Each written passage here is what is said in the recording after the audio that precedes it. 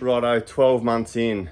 A few things we'll just go over in the tinny quickly and a bit of the stuff that's in the boat. I've literally looked everything out of the boat, so we're going to have a bit of a quick squiz at what's required and what we've sort of had for the trip so far. Anyway, I'll just swing this around the camera here. The 40's gone on, so the 30's off. The 40's been heaps better. So much more power, get up to 25 knots now, and comfortably even with 3 people in the boat. And I think when you've got the boat loaded, the way we've got it loaded, you sort of need that extra horsepower, that's for sure. So that's been a definite win. So the previous motor did about 130 hours, and this one's done 70. Been over this stuff before, I think. So yeah, in here, just a tote fuel tank down in there, batteries in the back here, and a couple of other jerrys. The Yeti 45 has been really good, especially with the non-slip on the top, because I can use that now and then when we're fly fishing and poling and put it up the top of the boat. Even I've had it up the top there, use the electric, and then you can get a bit of vantage point to spot and Polaroid fish, especially trout. Foot pedal, that has been brilliant. I've got a handheld controller which we typically use as well. But once you got used to using the foot control, it's so much easier. So you can keep casting and fishing. Some people have been on the boat, have never really used them. It's been an interesting experience, I think, for them. In here, there is plenty of room. As you can see, a bit sort of wet from yesterday, so we've got to repack all the gear. Front hatch, the little decking put on there, which is good. Forward sonar, didn't really get much runtime in Tassie. Use it now and then, have a bit of a go. Extra jacket for when it's freezing cold. Everything down this side's holding up really well. Still got the phone charger there and the USB chargers and all the switches.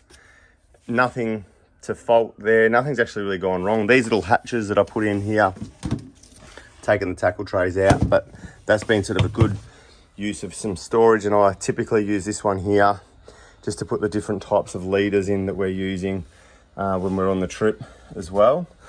Otherwise, generally on board, really good. Little things like this Yeti sidekick bag's really good because it's waterproof, so keys in there, wallet, phone, anything like that when you're on the boat or other people on the boat. That has been really good because it can get a bit wet, and that can just tuck down the side there. Then if we jump out of the boat, we'll have a look at some of the other gear we've got. These shark bags I got off a mate have been unreal for so many things, even putting firewood in.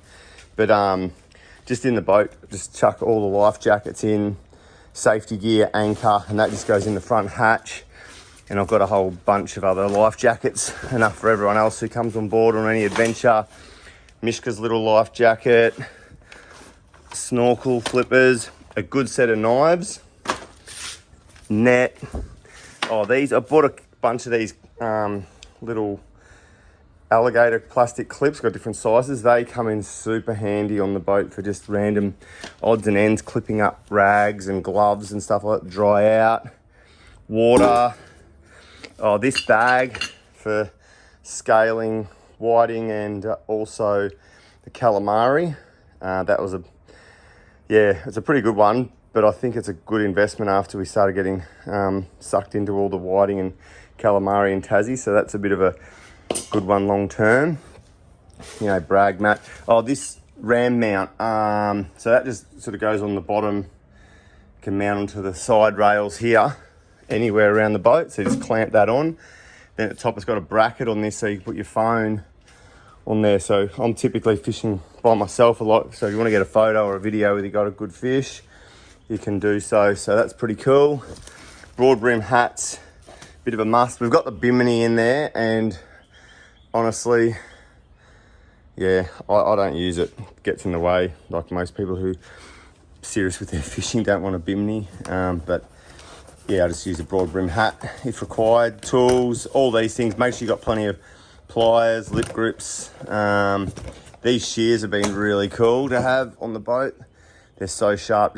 I did nick my finger with it one day, but you can cut everything. Even if you're going to keep a trout, we kept a couple of trout, you could just gut it using the scissors, those shears actually. So they're cool, just really good shears to have on the boat. Oh, there's the clip. So for all the, they're all the wrigglers I was using on the whiting. Kept them. Mishka's little dog bowl on the boat, little collapsible one, thanks Bunnings. A couple of new knives. This tray has been brilliant as a little filleting board. The drogue, the one-off drogue I made, which worked really well, but I think next time I go to Tassie I might get a bit bigger drogue. It did work really well and held the drift up on the boat, and that's just a pool noodle. Put some chain in there and that worked well. Again, just store that in the shark bag, extra shade cloth. So much stuff just gets thrown in the boat when we're traveling. This Shimano bag, this goes over your shoulder if I'm just spinning for trout or fishing the edges for bass, flathead, brim, anything like that, just land-based, even off the beach for a bit of salmon. Times when I've done that, just chuck that in and just load up with lures. This bag, totally waterproof, and this has got all my fly gear in it, so quite handy when we're up the mountains if we drop the tinny off at a mate's place or something like that. I can easily just zip that up. And the other thing is, because it's fully waterproof, when we went up the Cape, that gets zipped up, totally put into the front hatch and is out of the way. So it stays dry and protected from everything. So that's really good. Down here, bulk spool lines, just to sort of top up anything. The 5 pound has been my go-to literally on the 2,500 and the 1,000s. So yeah, just different sizes, 15, 25, 50, 80. Leader, oh well, where do you go? I've got 200 pound all the way through to, I've got 4 pound up here somewhere, 4 pound, fluoro. So everything in between 12, 10, 8, you name it, it's all the way through there. A whole bunch of different tackle trays with all the lures and stuff, split ring, pliers and split rings till the cows come home. Little tackle trays that I just sort of, can take a few lures out if we're just going on a little bit of a mission and walking on the bank. I usually use that tray and then chuck it in. Stuff for natives, little bit of terminal tackle in there. This one here just seems to keep adding different lures too, for brim, perch, flathead, even some trout. These have been really good, these flash boosts. They've done really well on the perch, brim, flathead, even trout. We've got a couple of trout up at Arthur's on those. But yeah, just everywhere we go, we just sort of, you might buy a couple of lures and just keep adding it when you go to a tackle shop. And I've done the same with all the soft plastics as well. You just seem to accumulate so much gear.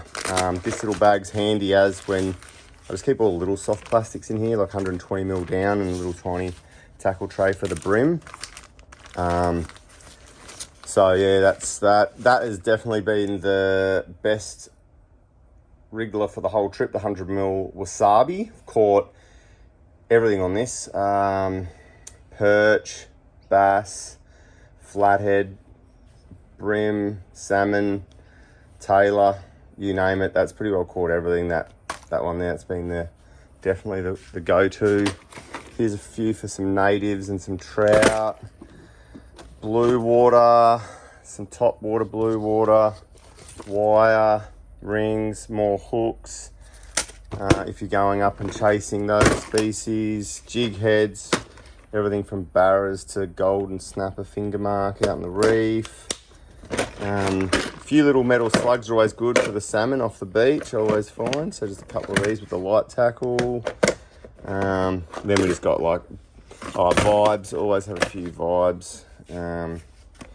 Thanks to Ronald Fishing Outdoor World in Darwin, that's always good, those 20 and 30 gram counter vibes. Tassie Devils for a bit of a troll for the trouter. More barrel lures. These actually Flambeau one tackle tray's pretty good. They've got the seal on the outside, so if it does get a bit wet in the boat. Oh, a few squid jigs. These are ones I've been using so far that have worked the treat. These two in particular, I typically use that one. That's obviously encountered a few squid. That one I usually just drift out in the rod holder. as I'm drifting over somewhere. And this one here I cast out, and they've worked really well. So they're definitely been a winner. Heaps of plastics, and then now we're sort of going to head north a bit in the coming months, and time for a few cod. So I wouldn't mind trying to get a few cod on. Wouldn't mind trying a few top water sort of stuff. So we'll have a go at that. Thermocell, yeah, when the old mozzies are around. But basically, that's sort of everything that's in the boat, and that's all out. The boat's all cleaned up and tidy now, so we'll pack all that away and head north, and hopefully there's something in that if you're interested in traveling around.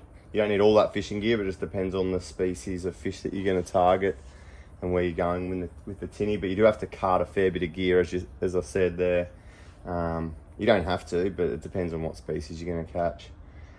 But yeah, that's what's sort of on board this small boat that we're towing around, and it's done well so far in a year, and there's really no complaints. I even keep a few lures that are memorable lures I'm keeping for the wall at home when I've had significant bite sessions or significant fish for the trip, which bit of a memento. But anyway, yeah, that's a bit about the boat, where we're up to in 12 months. No real complaints. The trailer's held up pretty well. It's done, 30,000 Ks. The toolbox on the front here, it's held all the firewood somehow, is still there. I don't know how, but yeah, hopefully there's a few things in there that, you might be interested in. Send us a comment or a message or something like that if you want any more details, or you got any questions about something that we've done when we're traveling so far with the tinny. Yeah, and hopefully there was something in it for you. Cheers.